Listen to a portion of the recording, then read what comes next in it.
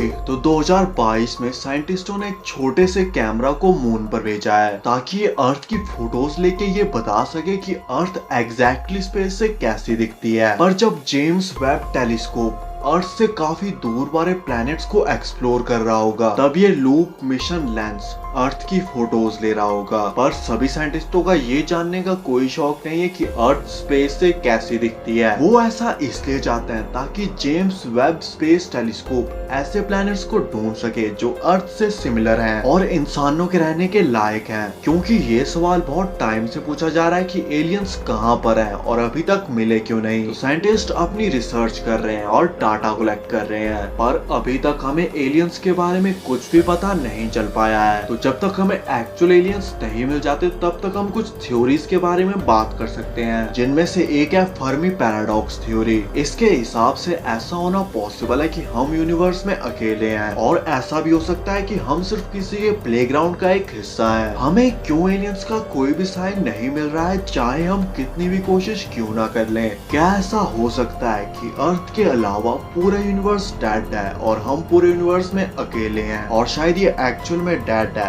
बस हमें इसके बारे में पता नहीं है। जेम्स वेब टेलीस्कोप दूसरे प्लैनेट्स पे पानी ढूंढ रहा है, पर किसी भी प्लैनेट पर लाइफ होने के लिए पानी होना ही काफी नहीं है, और भी बहुत कुछ चाहिए। किसी भी प्लैनेट पर लाइफ को पनपने के लिए 100 से भी ज्यादा चीजों की जरूरत होती है और ऐसा परफेक्ट कॉम्बिनेशन कहीं पर भी होना बहुत ही ज्यादा मुश्किल है। और ऐसा भी हो सकता है कि ऐसा परफेक्ट कॉम्बिनेशन सिर्फ एक बार बना था। अर्थ अकेला प्लैनेट हो सकता है जहाँ पर लाइफ है, पर साइंटिस्टों को अर्थ की यूनिकनेस अच्छी नहीं लग रही है और वो इस बात को मानने के लिए बिल्कुल भी तैयार नहीं है कि ऐसा भी कुछ हो सकता है। पर अगर ऐसा है और फ्यूचर में ये प्लैनेट समाव डिस्ट्रॉय हो जाता है तो ये पूरे यूनिवर्स में लाइफ का एंड होगा। यहाँ पर एक और थ्योरी है जो फर्मी पैराडॉक्स को एक्सप्लेन करती है। इस थ्योरी के हिसाब से दूसरे प्लैनेट्स पे लाइफ है, बस वो उतनी ज्यादा इंटेलिजेंट नहीं है। क्योंकि अर्थ पर भी लाइफ है, पर इस पर भी सिर्फ ह्यूमंस ही विकसित होके इंटेलिजेंट बन पाए हैं। अर्थ पर भी लाइफ कई बिलियन साल पहले शुरू हुई थी, पर अर्थ पर ह्यूमंस को इवॉल्व होकर अर्थ पर इंटेलिजेंट लाइफ स्टार्ट करने में कई बिलियन साल लग गए। तो शॉर्ट में इस थ्योरी के हिसाब से जरूरी नहीं है कि एलियंस ग्रीन कलर के क्रीचर हों जिनके बड़े बड़े सिर और बड़ी बड़ी आंखें हों, या जो यहाँ वहाँ जाकर बाकी इंसानों को अपनी बड़ी बड़ी स्पेसशिप्स में किडनैप करते हो। एलियन लाइफ सिर्फ वाइल्ड एनिमल्स भी हो सकती है और वो शायद अभी तक इवॉल्व हो रहे हो। और कुछ साइंटिस्टों का मानना है कि ह्यूमंस यूनिक हैं और यूनिवर्स ने हमें चुना है ताकि हम यूनिवर्स को एक बेहतर जगह बना सकें। लैना वेजोवस्की की ये थ्योरी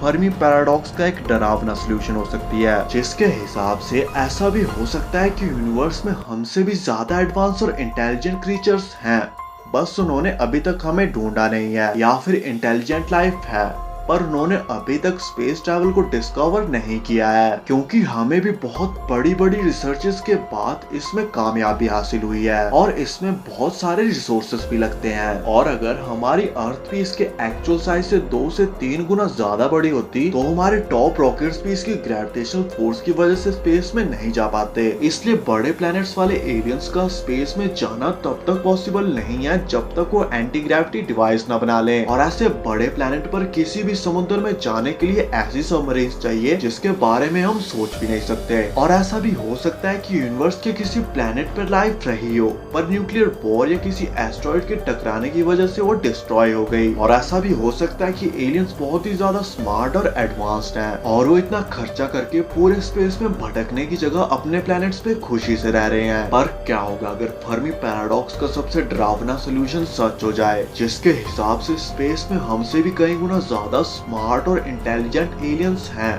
बस हमें उनके बारे में पता नहीं है। लेटेस्ट साइंटिस्ट असेसमेंट के अकॉर्डिंग हमारी मिल्की वे गैलेक्सी में ही 36 एलियन कॉलोनी हो सकती हैं, जिन्होंने बस हमें अभी तक ढूंढा नहीं है। और ऐसा भी हो सकता है कि एलियंस बहुत पहले ही हमें ढूंढ चुके हैं और हमारे हर एक स्टेप को देख और ऑब्जर्व कर रहे हैं अपनी स्क्रीन पर, जो उन्होंने हमारे चारों तरफ लगाई है। क्या हो अगर हम स्टार्स और प्लैनेट्स जिनको हम टेलीस्कोप में देखते हैं वो सिर्फ एनिमेशंस हैं जिन्हें उन एलियंस ने लगाया है और हम सिर्फ एक केज में हैं। और ऐसा भी पॉसिबल है कि हम समहाउ एलियंस को ढूंढ लें और वो मूवीज की तरह हमारी अर्थ को डिस्ट्रॉय करते हैं। कोई नहीं जानता कि एलियंस कैसे होंगे, और ऐसा भी पॉसिबल है कि एलियंस खुद को हमसे छिपा रहे हो, क्योंकि जब भी कोई प्लेनेट दूसरे ज्यादा पावरफुल प्लेनेट की नजरों में आता है तो वो उस प्लेनेट को डिस्ट्रॉय कर देता है ताकि वो खुद वहां रह सके। इसलिए बहुत से साइंटिस्ट स्पेस में सिग्नल भेजने के खिलाफ हैं, क्योंकि ऐसा भी हो सकता है कि कोई एलियन सिविलाइजेशन